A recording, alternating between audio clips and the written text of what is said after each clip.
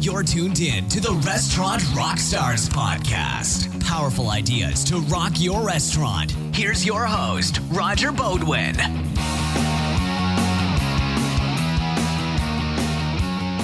Hey guys, it's Roger back at you. And as you know, I am famous for calling this the business of 1,000 details. And one of the most important details is staying compliant with your exhaust fan and hood cleaning and your fire suppression systems and fire extinguishers and making sure that everything is ready to go and you have no potential fire hazards in your restaurant. It's amazing how often fires happen, especially in restaurants. This is a high-risk business. We have fryer we have grease everywhere. We have different staff. Some are good cleaners, some hate to clean, and everything in between. And this is where the hazard lies. If you have a fire in your place, you might be covered by insurance, but will that insurance cover loss of pay to all your employees so that you don't lose that staff? You know, your restaurant might be down for a couple of weeks or a couple of months, depending on the severity of any potential fire.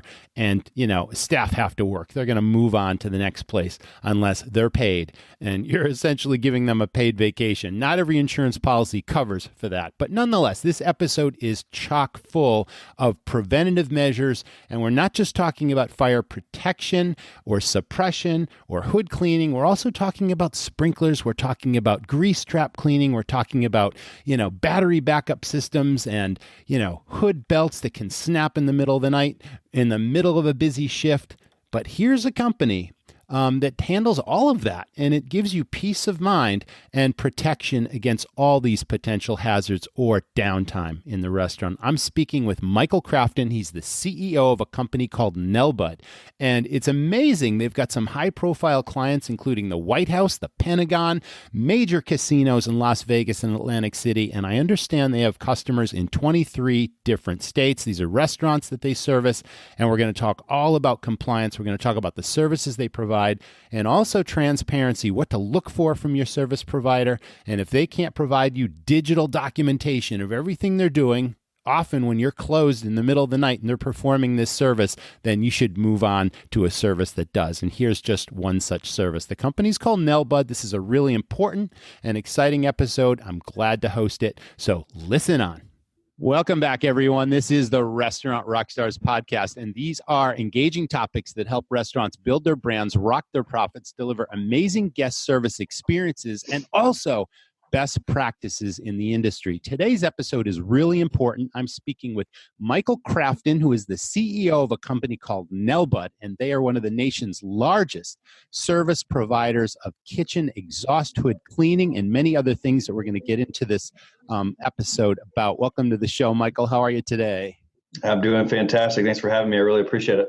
Well, this is a very relevant episode because everyone in the restaurant business who, has cooking equipment of any kind is literally, having a major potential fire hazard out there. And unless you're complying with regulations state by state, whether you're cleaning your equipment on a regular basis, disaster could be around the next corner. So I'm really happy to have you on the show. Michael, can you tell me if you're familiar with any statistics of, about fire prevention and the vulnerability of restaurants with risk? The insurance agency, the insurance companies and the industry, they track everything from a risk perspective, and fire in restaurants has got to be huge and right up there. Is there anything that supports that? Absolutely. So there's multiple different statistics that I think we track and follow, especially since we're in the life safety business and we want to prevent those fires, but also protect if the fire happens.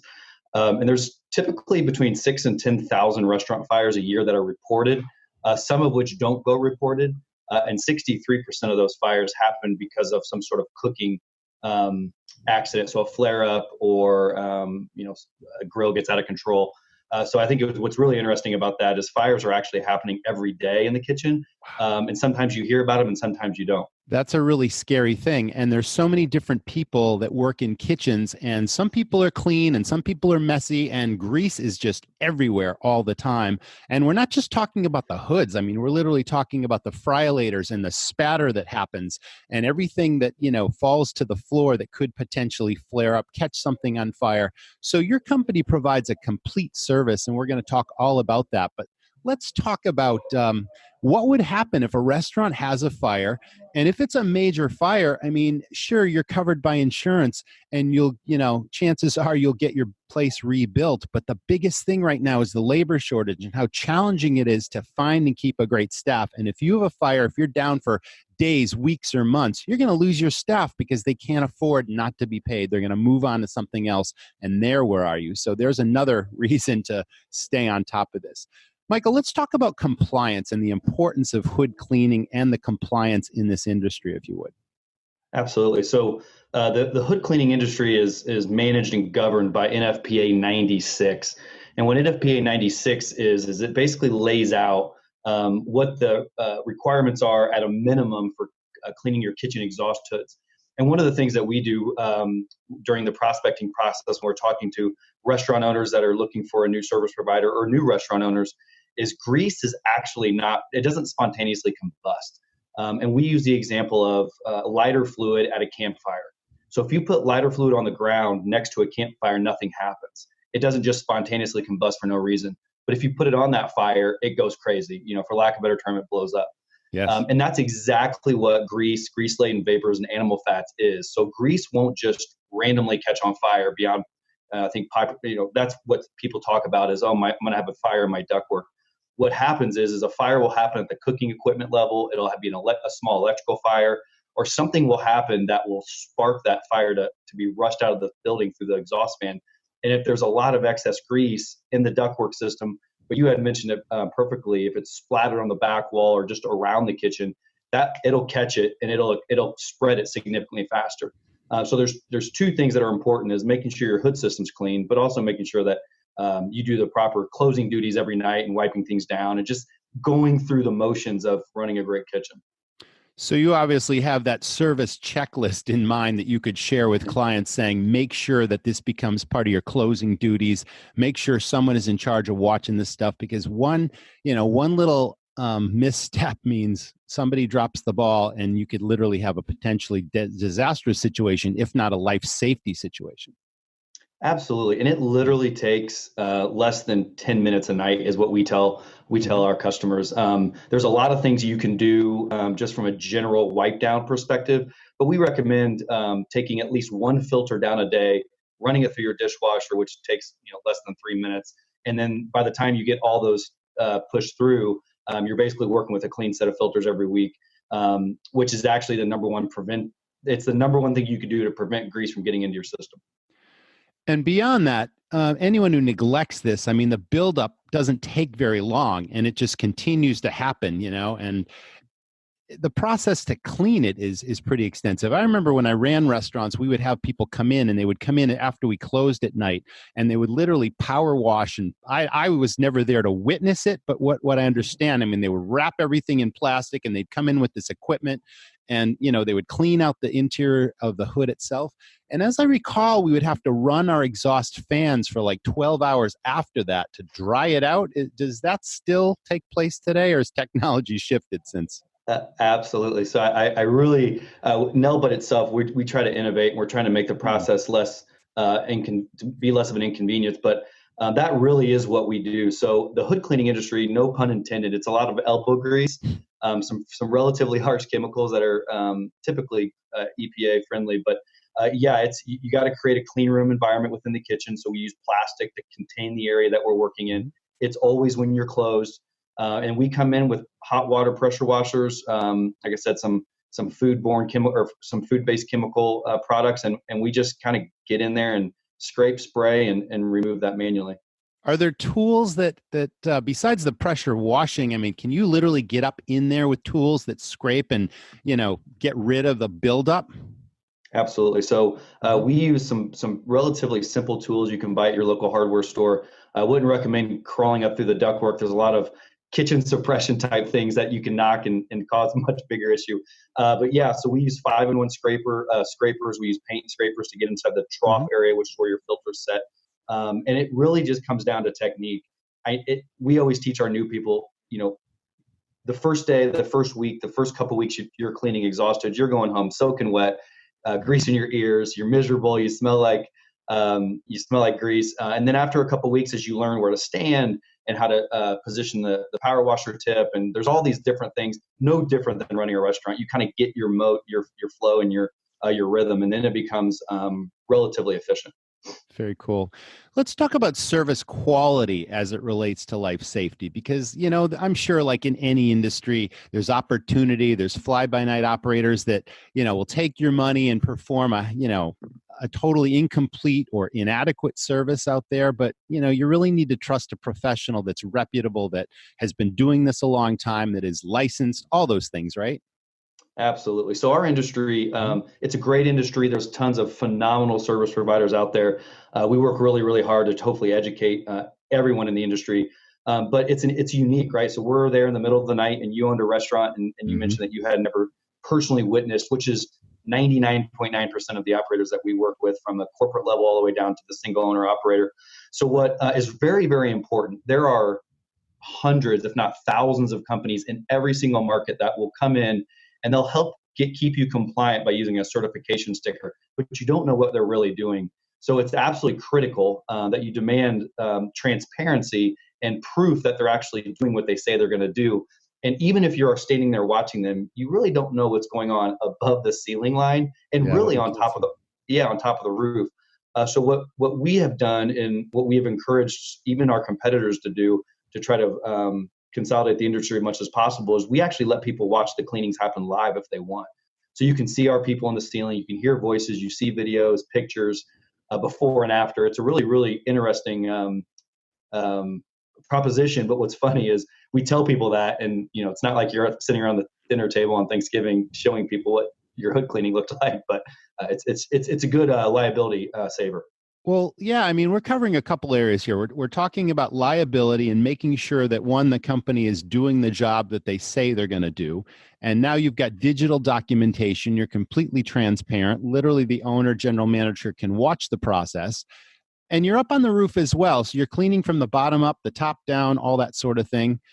And, there's also, the trust factor of having somebody come in after hours and just letting unknown people just wander through the restaurant when no one is there to watch them. So I think that the transparency thing there just gives you peace of mind. That's important. Absolutely. And I actually looked at a ton of your podcasts, which are also all fantastic, by the way. And I think one of the common themes that I grabbed from that, which really spoke to pulled my heartstrings, was just the importance of your people. I would say not half of the podcasts that I watch from you are all about people and empowering, and you're, training your people to do the right thing. And we, obviously have to do the same thing. And we're a very dark blue collar industry. I mean,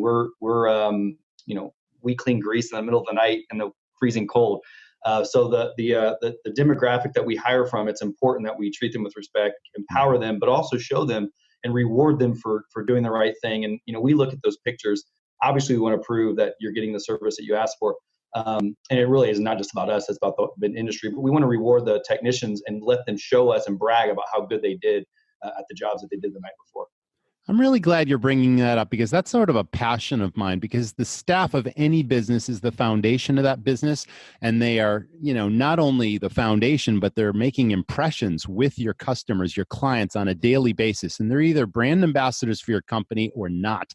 And let's face it, I mean, the restaurant industry is transient, and, dirty jobs, unless you do give people recognition and advancements and chances to move up. I mean, that's probably one of the ways that you keep your people and keep them, the retention piece is important, the recognition and rewards piece. So yeah, thanks for bringing that up. I mean, that cuts deep. And I think that's how every restaurant, any business of any kind should operate, And I think Absolutely. That's awesome, because now you've got backup and you can recognize people for an outstanding job because you can watch what they're doing from the office or out in the field, right? Absolutely. Especially when you're trying to scale and provide that good experience to the customer. This is the first time I've heard of this, because again, I've had this service completed many, many times. Before I heard of NELBUD, of course, obviously I would hire you if you came to my state based on the differences here, but they never had any of that transparency. They would just come in the middle of the night and do the job. And I would trust that they were doing it properly. And, hopefully you've got peace of mind from that, but this gives you a whole nother level of security. I think that's amazing. Absolutely. How often do you recommend that hood systems be cleaned depending on the volume of customers and traffic and all that sort of thing? And not just hood systems, but your equipment in general. And do you provide those services? Absolutely. So the code for exhaust hood cleaning is relatively subjective, which is really unique for the fire industry in general. So for things like your kitchen suppression system, your extinguishers, your exit lights, the sprinkler system, things that we talk about and hear every day, that's a very objective code, meaning it's on a schedule. You can't sway from it. It's every 6 months to a year. It is what it is.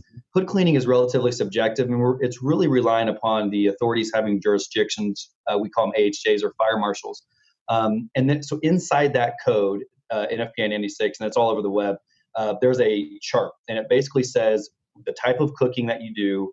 There's some, charbroil, wood fire grills, pizza ovens, fryers, and then there's how long are you open?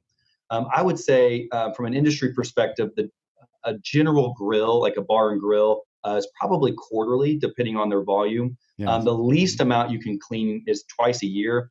But what it really comes down to is, like what you said, is liability. And I think that what people tend to forget is the soft costs.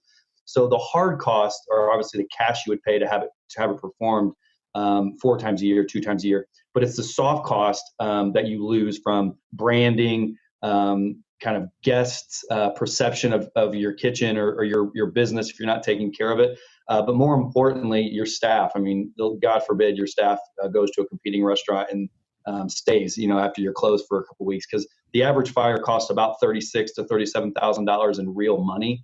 But I would almost say it's a 6-figure issue when it comes to just branding. Now, I know you provide a lot of different services, and we're going to get into that in a moment. But before I ask that question, I'm just curious, because you have people on the roof and they're getting into your hood systems. Is a routine inspection of a fan belt part of the service? Because I once had a fan belt break, and all of a sudden, 1 minute it's spinning and the next minute it's Saturday night at 7:00 and the belt breaks, and it's like, oh my God, right? Suddenly you've got no exhaust going up the chimney and you're going to smoke out your dining room, and you got to get somebody on the roof with a spare immediately. I mean, that seems like another profit center for you, or at least another feather in your cap if you can provide that service.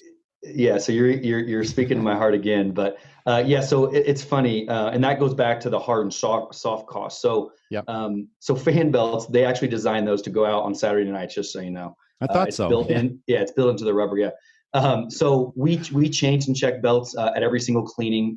We literally, it's like $20 for us to change it while we're there. We leave one inside the housing just in case, because it's going to be a $200 or $300 service call on a Saturday night when it's busy. And again, the hard cost is the $200 or $300 service call. The soft costs are guests walking out and your employees being upset. So that is one of those things where we say, listen, what are you paying to have it done improperly? And then how many times your fan go down? How many times did your chef complain? How many guests have complained? All that stuff. So. Absolutely. Well, I'm glad you have that service, because once again, my last provider didn't do that. And you'd think it would be part and parcel of what they do, because it's a natural extension and it's literally value added to the service you're already providing. And part of our process is we actually take a picture of the belt every time. So you will so if we do change it, you'll see bad belt about ready to break and then new belt on your pulley system in your fan. Or if we don't change it, you'll at least see why we didn't change it. And that's very prominent. And that's actually a big part of what we do. It's a good value prop for us. Now, what other services? Let's talk about some other things besides hood cleaning. I mean, you've got a whole battery of services that are all important, that are all somewhat related, right? In terms of, we've talked a little bit about suppression systems. Does your company install ANSEL systems and all that sort of thing in suppression, not just inspect them? Yeah, absolutely. So we specialize in compliance and life safety. So the way we describe it is prevent and protect. So we prevent fires from getting out of control by the hood cleaning.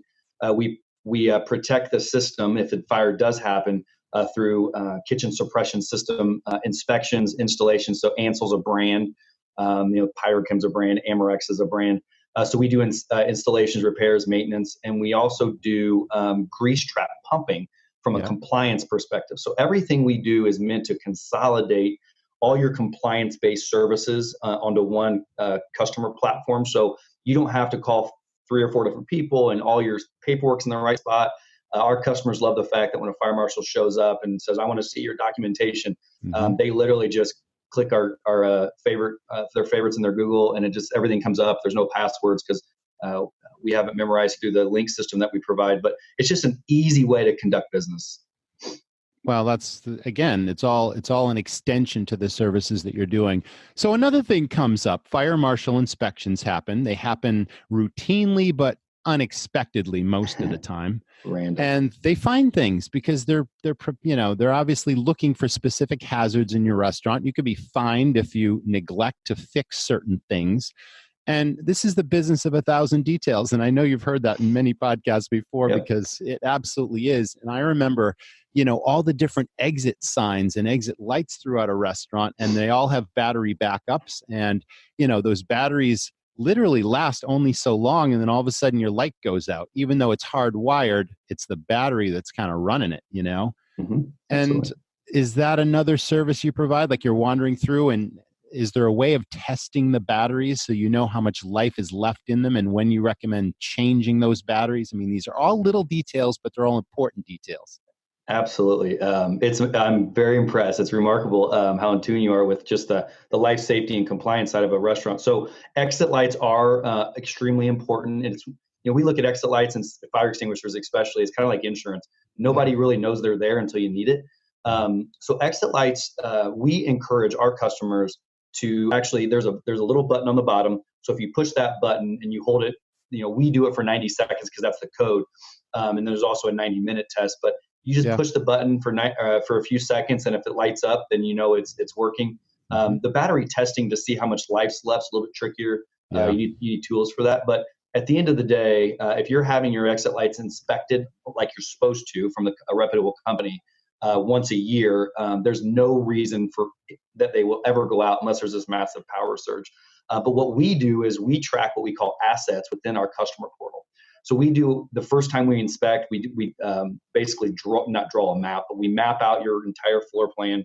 We know where every exit light is. We know when it was inspected last, when the batteries were inspected, when we replace the batteries, what type of battery, and that goes for extinguishers, the kitchen suppression system. And data is king these days, and you've talked a lot about data in your podcast.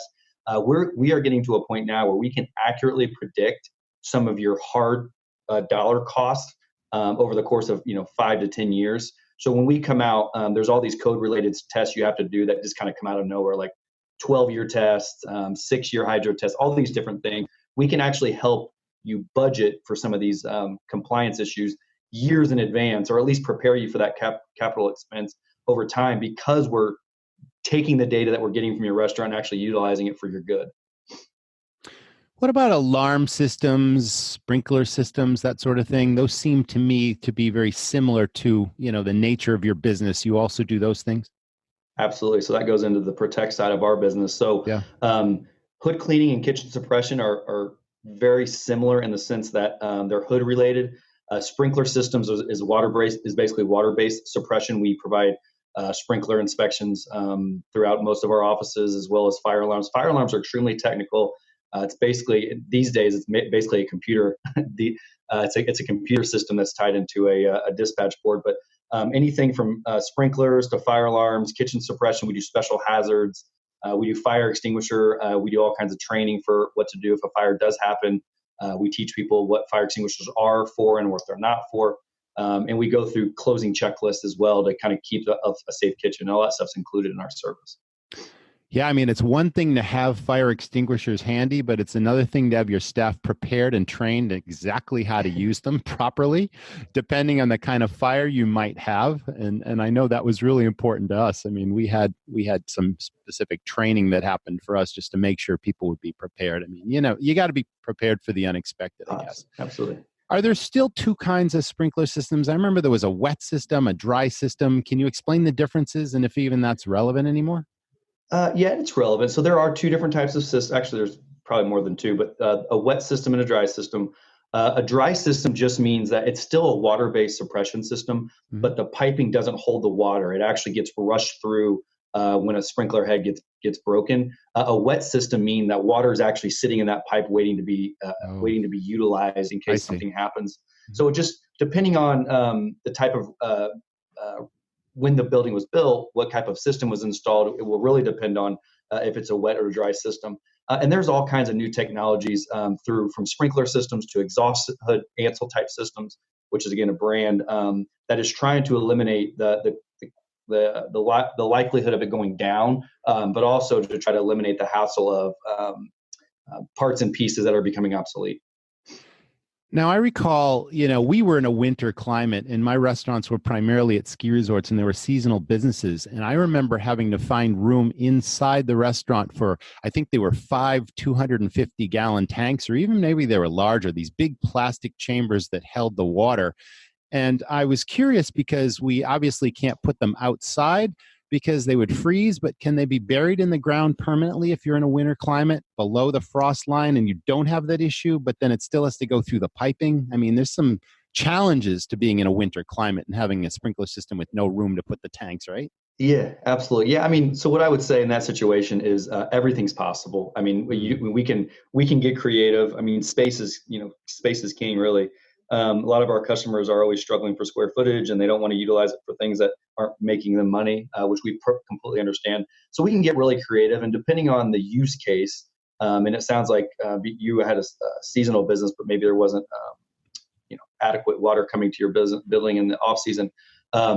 We can design something that would work in the space constraints. Now, maybe that's put above the ceiling line, maybe that, like you said, buried, and that's something that one of our designers would put together. Fantastic. Now, you have some very high-profile clients that are very impressive. You can count the White House and the Pentagon, casinos in Las Vegas and Atlantic City, and then you've got restaurant client customers in 23 different states. How long has your company been operating, and how did you land some high-profile clients like that? Absolutely. I appreciate that. So NELBUD's brand is 38 years old this year, started in 1981 on the boardwalk of Atlantic City back in the heyday. And it's over the years we've gone through multiple acquisitions and we've done a bunch of mergers. And one of the things that set us apart, so we're the largest privately held exhaust hood cleaning company in the country. We have 40,000 addresses that we service every year. And one of the things that's really helped us expand geographically, but really make sure that we're providing the exact same service every time in every market in the country that we're in, as we're the only ISO 9001 certified company in the world for this industry, which has afforded us a lot of really great long-term loyal contracts for, like you said, the United States government. So we do the Pentagon, Air Force One when it lands, the White House, casinos, every NFL stadium, pretty much every NFL stadium on the East Coast, and some of the largest, most popular restaurant chains, all the way down to, I'm looking out my office window, there's a Vern's barbecue shack across the street that we provide service for. So our mission is each one of our offices is its own little cost center and business, no different than a multi-location restaurant. We empower our people to be ingrained in the community, and we present ourselves as a luxury brand because we want to make sure that we're providing a right service at a fair cost so you don't have fires and have problems. But each office is in charge of kind of building those relationships with restaurant owners and managers across the country. So I'm hearing that you serve clients from a broad range of, financial and cash flow situations. Some of these systems can be expensive. Like if you were to install a sprinkler system, I mean, you're in the tens of thousands of dollars there. Do you provide any financing services to, clients? So we have multiple partners that we work with that, we trust, that we know treat our end user with respect, and there's pretty reasonable interest rates. But so we have programs where they'll finance it for the end user. So they'll get the product that they need, they'll get an install, and then they'll get a little bit of cash flow funding at the end. But we don't do that in-house, but we have 2 and 3 different programs that, depending on the situation, the amount, the restaurant's kind of history is, we'll refer them to. Fantastic. Well, this is a real one-stop shop for all these critically important systems within your restaurant, folks. Michael, is there anything that we've missed today that you'd like to talk about or cover that you either missed asking you, or you just want to talk about either the industry itself, the situation, the processes, procedures, or anything that's relevant to the discussion? Absolutely. So our industry, it's a great industry. There's unbelievable people that are out there working hard every day. And obviously there's bad apples everywhere. It's not just our industry, but I think for us, it's extremely important that we properly communicate on both sides of the fence. you said it perfectly. There's 1,000 details. Our detail just so happens to be in the middle of the night, so it's even more obscure. And one thing that we, I think, are proud of is the fact that we communicate the way individuals want to communicate. So whether that's our employees internally or that's our end user customer base, we don't force everybody into a box and make you pick up the phone and answer a phone call to confirm an appointment. We have multiple options for texting and chatting and email, and we have chat bots, and we have all these really great, we do Twitter confirmations, whatever the end user really wants. And I think that if we can open that for the industry's perspective, open that communication line and just have that mutual respect, I really do think that goes a long way. And I think it prevents problems in the future.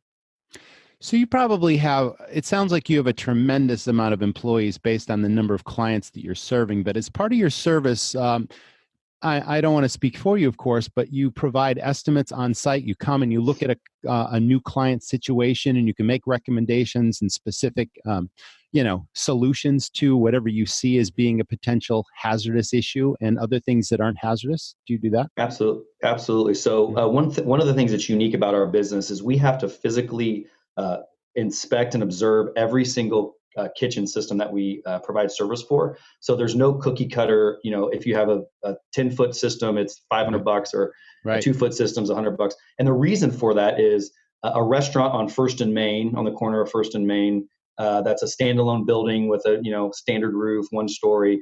That same exact brand or concept with the same hood system could be on Times Square at the bottom of a 150-year-old building with 50 stories. So we actually go and it doesn't cost anything to the customer base or the prospect. But we actually go in, we do a full system analysis to make sure we understand what the system has. We walk them through the things that they may have never even knew existed: access panels, hinge kit needs, which all these random terms. We walk the end user through it, and we actually give them that information. And we literally say, if it's not us, make sure somebody pays attention to all these little details and nuances that you may not have known exist, because those are integral parts of the entire process. And if they're not being done right, and you're not getting transparent pictures, and they're not getting in the ceiling, and they're not going on the roof, there can be dangerous situations. We don't win every prospecting situation, but we almost, and I'm being a little bit funny, but we almost always get a call eventually. That's so because of that transparency. Yeah. Yeah, absolutely. It's interesting, the different variety of clients and situations that you service. I mean, I would expect that after all these years that you've been in business, that you've seen just about everything, right? Literally everything, yeah. I would think so. And you're obviously in a position to recommend a complete overhaul or a complete new fabrication of an exhaust situation that's just old, tired, and this is just too dangerous, and we won't even service it anymore. Oh yeah, absolutely. And we can get pretty creative. I mean, like I said, the NELBUD as a company is innovative. We change depending on market conditions, and we're constantly trying to try out new technologies. But the exhaust system is relatively simple as long as your ductwork is intact and it's welded all the way through. Right. And it's just a big hunk of metal, and the hood itself is in decent shape, which is also a hunk of metal. Switching your exhaust fan it's a couple $1,000s. It's a lot of money, but at the end of the day, you'll save tens of thousands over the course of 3 or 4 years with HVAC costs and all these soft costs. And then you're the only other part of that whole exhaust system is the filters itself, because you can't even open if your kitchen suppression system isn't up to code and new. I mean, you'll know pretty quickly, because the fire marshal just won't let you open. Or they'll shut you down pretty quickly, and we'll always stay out in front of those things. And but yeah, the recommendation side, and again, the transparency that we have, because we truly want to be a partner. We don't sell anything; we consult, and if you end up using us, that's great. We give you the information you need down to the product code, so you can give it to anybody in your market to see if we're being honest and truthful, but also you can price check.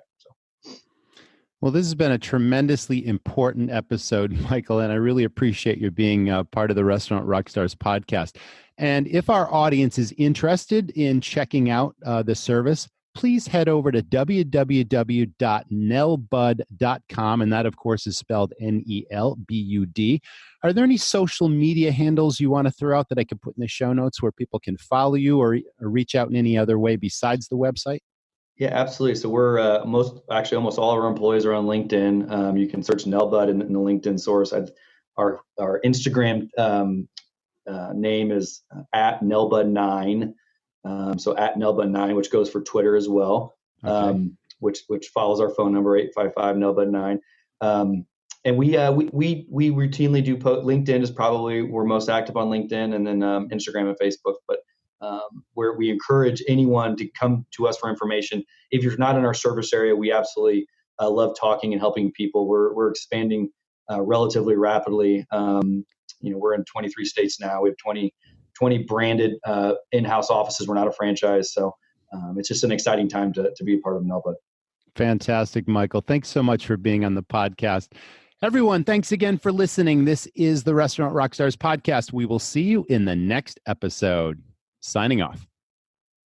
Thanks for listening to this episode. We try to cover a wide variety of topics that are a benefit of, restaurants in general and things that owners and general managers and hospitality professionals should pay attention to. Not only are we covering, leading restaurateurs across the country and chefs and best practices, but we're also talking about the important details such as fire protection. So I'm glad you listened to this one. I've been working with a lot of clients lately, and I keep finding the same situation, and it all comes down to the most important marketing piece in your restaurant, the menu. And it's one thing to put a menu together so that, your customers have variety and appeal, and it looks great to them, and there's something for everyone that's going to please them, hopefully. But do you really pay as much attention to profit as you should be? Let me tell you what I'm talking about. I've identified the fact that there are so many restaurants out there that are designing menus, and the profit difference in each category, let's talk appetizers, is sometimes dollars. And every time you're selling a lower profit appetizer, you could be losing a potential profit of $5 or even more because those lower profit appetizers are more popular sellers. I'm seeing it time and time again. On the entree side, it's even more scary because the entrees now have a huge spread difference. And let's face it, you could be losing $10, $12, $15 in potential profit every time you sell a lower profit entree versus a higher profit. And here's the kicker. You're paying your kitchen staff good wages, expensive wages, the most expensive wages in your house to prepare everything, not just low profit, but high profit. Why then wouldn't you design a menu where every single item contributes a very similar, if not equal, profit in each category? And this is absolutely possible. But I've identified this trend now, and I've worked with a number of clients, and they're losing hundreds of thousands of dollars a year in lost potential profit, and it's time to go back to the drawing board. I've worked out a formula and a template, and I can analyze your restaurant menu and show you exactly how much potential profit you're losing and where you're losing it. And it's time to go back to the drawing board, folks. So if this idea intrigues you, please reach out to me. I'd love to talk shop with you. Free 30-minute consultation. We'll talk about, your menu or any other challenge you're having, and let's see if you could potentially work with me. I take on a limited number of clients every quarter, and I've got a couple of opportunities for a new client. So if this intrigues you, again, reach out to me, Roger, R-O-G-E-R, at restaurantrockstars.com. And either way, I'd just love to hear from you and talk about what keeps you up at night. Thanks for listening. If you like what you're hearing on the Restaurant RockStars podcast, please leave us a review on iTunes. We've got some great reviews there, and people really like what we're offering. And if you have any suggestions for a topic or a subject or someone I should be talking to, or if you can even make a recommendation for a great guest, please also reach out to me, Roger at restaurantrockstars.com. Thank you again for listening to the podcast. We'll see you in the next episode. Thanks for listening to the Restaurant RockStars Podcast. For lots of great resources, head over to restaurantrockstars.com. See you next time.